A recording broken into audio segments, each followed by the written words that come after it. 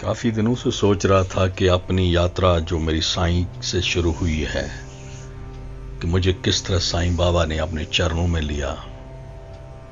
पहले भी इसको मैंने कई जगहों पर रिकॉर्ड भी किया था, मगर आज कुछ साईं की लीलाएं देखकर याद आया कि कब मुझे साईं माँ ने अपने चरणों में जगह दी थी, अपने आंचल में छुपा लिया था और अपनी गोदी में बिठा लिया था। 1976 से पहले की बात है, मेरे ख्याल में 1976 से 2-3 साल पहले की बात है। एक बार मैं और मेरा छोटा भाई हरीश, हम अपने पुराने मकान में गए थे। वहां पे काफी ज्यादा मैगजीन्स होते थे जो पापा जी खरीदा करते थे, और उनमें से खासकर illustrated weekly off India magazine, जो हमारी बड़ी फेवरेट मैगजीन थी उस टाइम, उसमें से हम कुछ पिक्स काट के लाते थे। अच्छे अच्छे बड़े पिक्स होते थे उसमें, और वहां कुछ पुराने पेपर, न्यूज़पेपर्स होते थे और रद्दी में हम बेच देते थे। तो ऐसे ही एक दिन मैं और हरीश वहां पे गए, तो वहां पे एक मैगजीन में, इलस्ट्रेटेड वीकली ऑफ इंडिया में, श्री सत्य साईं बाबा की फोटोग्राफ थी। मैं नहीं जानता था ज्यादा कौन है, सुना था कोई है तो, मगर हरीश ने कहीं सुना था, क्योंकि उन्हीं दिनों श्री सत्य साईं बाबा कश्मीर के दौरे पे भी आए हुए थे। उनका जो श्री सत्यम सुंदरम जो किताब लिखी गई है उन पे, उसमें उसका मेंशन है। तो इसलिए सत्य साईं बाबा का नाम उन दिनों कश्मीर में काफी था। हम वो जो फोटोग्राफ थी, तो हरीश ने बोला, यार ये जो है ना, लोग कहते हैं मिराकल करता है। मुझे याद है उसने बोला था इसके बालों में करंट आती है। उसने वो फोटोग्राफ लिया और हम लोगों ने वो जो फोटोग्राफ, जो पापा जी ने मंदिर बना रखा था, घर का अल्टर जिसको बोलते हैं, मंदिर बोलते हैं, वहां पे एक टूटा हुआ फ्रेम पड़ा था जो शायद पापा जी ने साइड में रखा हुआ था, क्योंकि उसका आधा शीशा टूटा हुआ था। उसमें हमने वो लगा दिया और मंदिर में ही साइड में एक फोटो लगा दी वो वाली, और उसके नीचे एक छोटी सी लकड़ी का टुकड़ा एक था, जिसमें मेरी छोटी बहन है, वो बहुत छोटी थी उस टाइम, उसने ओम लिखा हुआ था, उसको बचपन से आर्ट करने की आदत थी हीमा ने, उसने उन पे ओम बना रखा था, उसको नीचे रख दिया। फिर हमारे साथ ट्रेजेडी होगी, बहुत छोटे थे हम सारे। तो 1976 जून में हमारी मां चली गई हमें छोड़ के, और हम बिना मां के बच्चे, सब छोटे छोटे। तो मुझे यही हमेशा लगता है कि उसी टाइम हमारी जिंदगी में साईं मां आ गई, और खासकर मेरी जिंदगी में। जब मां का देहांत हो गया, तो जैसे हमारे कश्मीरियों में 12 दिन तक चलता है घर में, 10वें दिन तक खासकर लोग आते जाते मिलते रहते हैं, तो ऐसे ही हमारे घर में आना जाना था लोगों का। और खासकर जो पापा जी के अपने गुरु भाई लोग होते थे, वो आकर दिन में कथाएं करते थे, भजन करते थे। और एक दिन हमारे यहाँ पे एक चेन्नई से, उन दिनों तमिलनाडु बोलते थे, वहां से एक मतलब गेरुआ वस्त्र में था वो बंदा, वो आया मिलने के लिए। वो हिंदी नहीं बोल पाता था, अंग्रेजी बोलता था, और हमारे यहाँ ज्यादा अंग्रेजी बोलने वाले में सिर्फ मेरे पापा जी थे जो इंग्लिश में बात कर सकते थे इजीली। तो उनके हाथों में एक, उस बंदे की भी कहानी है जो सुनाऊंगा तो ये लंबी हो जाएगी, ये बाबा की कहानी। वो फिर कभी, वो कैसे पापा जी के यहाँ पहुंचा तो इन शॉर्ट बता दूंगा। वो उसको, he was a chemical engineer, उसको किसी ने वहां पे अपने जहां पे रहता था, कोई बहुत बड़े महात्मा थे जिनको मानते थे, उसने ये बताया था उसको कि आप 2 साल 6 महीने और कुछ दिन जियोगे। तो उसको लगा कि अब तो जिंदगी मरना ही है, तो क्या करना। तो वो अपना एक, उसने सोचा कि मैं यात्रा पे निकलूंगा भगवान के घर जहां जहां भी है। तो वो पुट्टापर्थी पहुंचा श्री सत्य साईं बाबा के यहाँ। तो भगवान बाबा ने वहां उसको इंटरव्यू के लिए बुलाया, और इंटरव्यू के दरम्यान में बाबा ने उसको बोला कि मैं जानता हूं कि तुम्हें बोला गया और ये सत्य है, बट वो कहता है कि मुझे बाबा ने मेरे माथे पे कुछ अंगूठा रखा और बोला कि आई एक्सटेंड योर लाइफ, तुम मगर तुम्हें ये यात्रा जारी रखनी पड़ेगी और ये यात्रा चलते रहो, अपनी जिंदगी भर ऐसे ही करते रहो and get the God. Kashmir जाना ना भूलना। तो स्वामी ने उसको स्पेशली बोला था कश्मीर जाने के लिए। वो कश्मीर पहुंचा। कश्मीर में वो श्रीनगर के एक मंदिर, हनुमान मंदिर में पहुंचा। वहां कोई वक्त मिला ऐसे, उसने बोला यार कोई, मतलब उससे बात की होगी कि भाई मुझे कोई ऐसा शख्स मिल जाए जो मुझे थोड़ा सा रास्ता दिखा दे। उसने किसी का जिक्र कर लिया तो वहां पहुंच गए। तो पहुंचते पहुंचते वो पलाहलन एक जगह आती है, वहां पहुंच गए। किसी ने वहां जिक्र किया था कि ओमकारनाथ जी है वहां पे एक, वो मेरे पापा जी के कजन है। तो उनके जो गुरु महाराज सदमोल बोलते हो, सदबब, बहुत पहुंचे हुए। तो वहां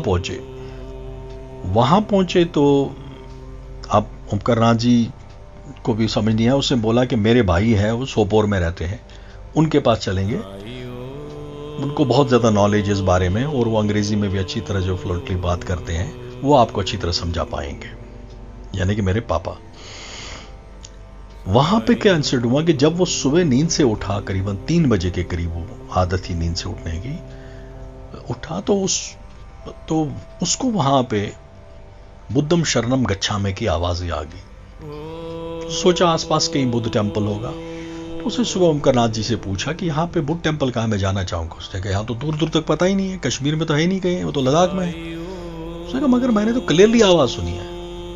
मतलब उस बंदे में, मतलब वो कहते हैं ना कि अंदर आहिस्ता आहिस्ता करके उसमें इतना वो जागृत हो गया था कि वहां पे कहीं बुद्ध टेम्पल नहीं था। मगर कुछ सालों के बाद उसी जगह पे जहां पे उसको आवाजें आ रही थी, उस पलाहलन और पट्टन एरिया के बीच में, वहां पे आर्कोलॉजी डिपार्टमेंट को बहुत बड़ा वहां पे बुद्ध टेम्पल, वहां पे खोज की गई, जो वाइब्रेशंस उसको आ रही थी।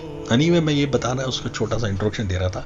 वो घर पहुंचा हमारे, उसके हाथों में एक किताब हुई, मैन ऑफ मिरेकल, श्री सत्य साईं बाबा, हावर्ड मॉफेट, कोई ऑस्ट्रेलियन शायद एम्बेसडर थे इंडिया में, उन्होंने लिखी हुई थी वो, the man of miracles, Shri सत्य साईं बाबा।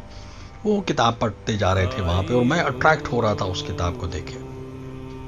उस किताब को पापा जी किसी कजन ने भी ले लिया, पहले किसी ने भी ले लिया। मतलब मैं चाहता था किताब मेरे हाथों लग जाए किसी तरीके से। मैं सोपोर में रहते थे, वहां पे कोई इस तरह की फैसिलिटी नहीं थी, ऐसी कोई किताब मिल जाए, और श्रीनगर हमारा जाना होता नहीं था, और सोपोर में कोई श्री सत्य साईं बाबा के बारे में ज्यादा जानता नहीं था, क्योंकि आए हुए थे उन, जब कश्मीर में शेख मोहम्मद अब्दुल्ला भी उनसे मिलने गए थे, काफी लोग मिलने भी गए थे, तो इस कारण थोड़ा सा उनके बारे में लोग, जो बड़े लोग थे, वो जानने लगे थे। हम बच्चे थे, हमें नहीं पता था। खैर जिस दिन वो चले गए, बाबा की करनी, वो बुक वहां पे रह गई, और वो बुक मैंने उठा ली, मैंने पढ़ना शुरू किया, और एक एक पेज में पढ़ता गया। और मैं हमेशा कहता हूं कि साईं बाबा मेरे अंदर घुसते गए, और बहुत ज्यादा मुझे, मतलब बाबा के प्रति इतनी श्रद्धा बढ़ गई, और मैं किताब को पढ़ते पढ़ते रोता रहता था, किताब को सीने से लगाता था। कई बार उस किताब के साथ सोया हूं मैं। मुझे लगता था जैसे माँ मिल गई है मुझे, जैसे जो हमारी माँ छोड़ के गई थी, तो साईं माँ मिल गई है।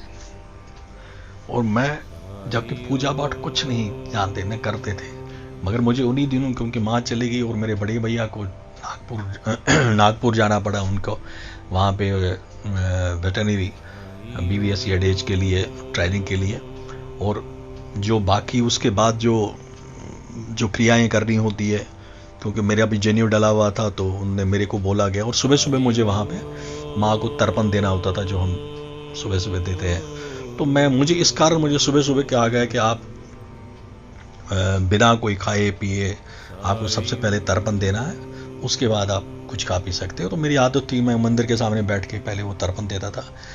तो मेरा अट्रैक्शन उस फोटो की ओर बहुत ज्यादा होती थी, और मैं उस फोटो को हमेशा निहारता था, जो सत्य साईं बाबा की फोटो वहां लगी रहती थी।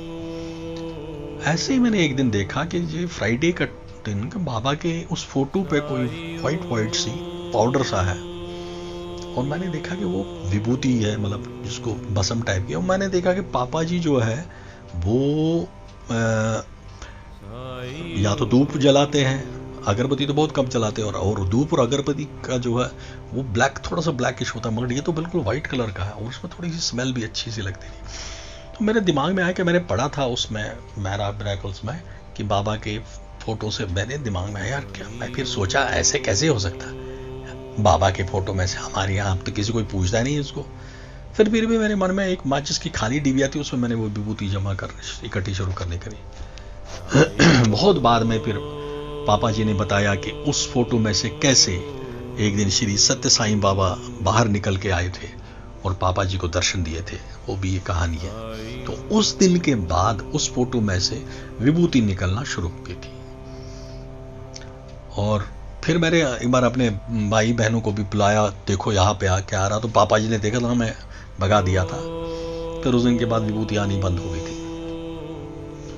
उसके बाद मैं वहाँ से 2 साल के बाद फिर मेरा बाबा के प्रति बहुत ज़्यादा, एक दिन ऐसा ही एक और मिराकल हुआ, कैसे मुझे बाबा की फ़ोटो, छोटी सी फ़ोटो मिल गई। मुझे सपने में बाबा आए और वहाँ पे बाबा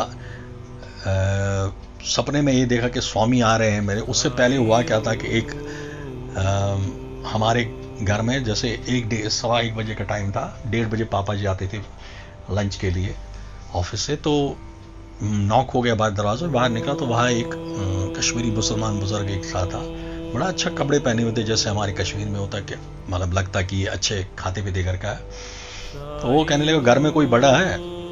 तो मैंने कहा जी नहीं, हम बच्चे यहाँ पे। नहीं, बोलिए। तो एकदम ना वो मतलब आंखों में आंसू आ गए, एकदम रो पड़ा। तो कहने लगा यार मेरा किसी ने जेब काटी है, मेरे को किसी जाना था कहीं, कुपवारा साइड गाँव में जाना था कहीं, तो मेरे पास पैसे नहीं, तो मेरे अच्छा सा मकान देखा तो मैंने सोचा कुछ उधार ले लूँ यहाँ से। और वो शायद वो रो इसलिए उसको आंसू आ रहे थे कि शायद उसको लग रहा था कि मतलब अपने बेइज्जती सी फील हो रहे थे। तो मैं बहुत फील हुआ। बच्चों के पास जो होते थे, मेरी छोटी सिस्टर थी मधु वांगू की, उसने भी कुछ पैसे निकाल के दे दिए, ले लो भैया। तो जो हमारे पास पैसे थे 1.5-2 रुपया जमा हो गया, तो हमने उसको दे दिया। तो उसने देख लिया, कहता चलो, मतलब वो किराया उससे ज़्यादा होगा, तो वो वहाँ से निकल गया। जैसे वो घर से निकला, वो अपने आंसू पहुँचता हुआ घर से हमारे दरवाजे से, मेन गेट से निकला, तो वहाँ से पापा जी आ रहे थे। तो हम हमारे जो वहाँ बरामदा बोलते हैं, बालकनी बोलते हैं, वहाँ से देख रहे थे पापा जी भी आए। वो एकदम दाएं तरफ बोल रहा, तो पापा जी ने देखा ही हमारे घर से निकला। वो आते ही पूछ ले ये कौन था। हमने कहा, वो कहा पागल हो क्या, उससे 500 पापा जी ने जेब से निकाले, कहते जाओ उसको पैसा और दे दो, आप लोगों ने थोड़ा सा दे दिया। मैं जैसे ही बाहर भागा हूँ, वो बंदा गायब, मतलब कुछ 1 या 2 मिनट में ही वो गायब हो गया वहाँ। तो मैंने कहा हो सकता है वो निकल के, वो बस स्टैंड हमारे घर के दूर नहीं था। मैं कहा हो सकता है किसी और घर में चला होगा, क्या हो गया। मगर उसी रात को मैं सपना देखता हूँ कि श्री सत्य साईं बाबा वैसे ही वहाँ पे हमारे घर में आ रहे हैं। और मैंने बात है कि घर के अंदर नहीं आ रहे, बाहर हमारे सफ़ेदे के पेड़ लगे होते, वहाँ पे खड़े हैं और मैं देख रहा हूँ उनको। वाइट ड्रेस, मगर ब्लैक एंड वाइट का था वो। और वहीं पे मुझे फिर सत्य साईं बाबा की फ़ोटो मिल गई थी। नेक्स्ट डे कहाँ सोपोर, कहाँ सत्य साईं बाबा की फ़ोटो। तो एक विश्वास पक्का हो गया कि स्वामी हमारे हैं, स्वामी हमारे साथ है। तो उसके बाद स्वामी ने, जब मैं वहाँ से फिर सहारनपुर चला गया 2 साल के बाद, तो वहाँ सत्य साईं बाबा मेरे सपने में आते रहे और मुझे एक फ़ोटो देते रहे जो शिरडी साईं बाबा की थी। सपने में बोलते रहे, कर almost for a week, daily हर रात मुझे स्वामी आते थे, कहते थे मुझे इस रूप में पूजो, मुझे इस रूप में भी पूजा करो। और आके ना मेरे बेड पे लेट जाते थे। मैं भाग के, सपने में मैं भागे बाहर जाता था, मैं हाथ धो के आता था, मेरे हाथ जूठे तो नहीं, फिर आता था, फिर वो फ़ोटो लेने की कोशिश नहीं ले पाता था, फिर दूसरे पे थे, फिर वही फ़ोटो मुझे एक बार चंडीगढ़ के एक बार, क्योंकि तब साईं बाबा वाई बाबा का बहुत कम फ़ोटो मिलती, चंडीगढ़ का एक पीका लेने के बाद छोटी सी मार्केट तब नई नई बनी थी, वहाँ पे मुझे वो फ़ोटो मिली। वो भी कैसे मिली, वो भी एक मिरेकल है, वो आज भी मेरे पास है। तो इस तरह भगवान बाबा ने मुझे अपने चरणों में लिया, माँ का रूप एक करके, तभी मैं इनको हमेशा साईं माँ बोलता हूँ। फिर शिरडी साईं या सत्य साईं में मुझे कभी कोई फ़र्क नहीं लगा। जब भी पूछता हूँ, जब भी बोलता हूँ, चाहे शिरडी साईं हो चाहे सत्य साईं हो, मेरे लिए कोई फ़र्क नहीं है। बस एक ही चीज़ है कि साईं है मेरे, उसने मुझे हमेशा प्यार दिया है, रक्षा की है। जो कुछ मांगा बाबा को, जो कुछ आज मैं थोड़ा बहुत हूँ, उस साईं की कृपा से हूँ। लव यू साईं माँ।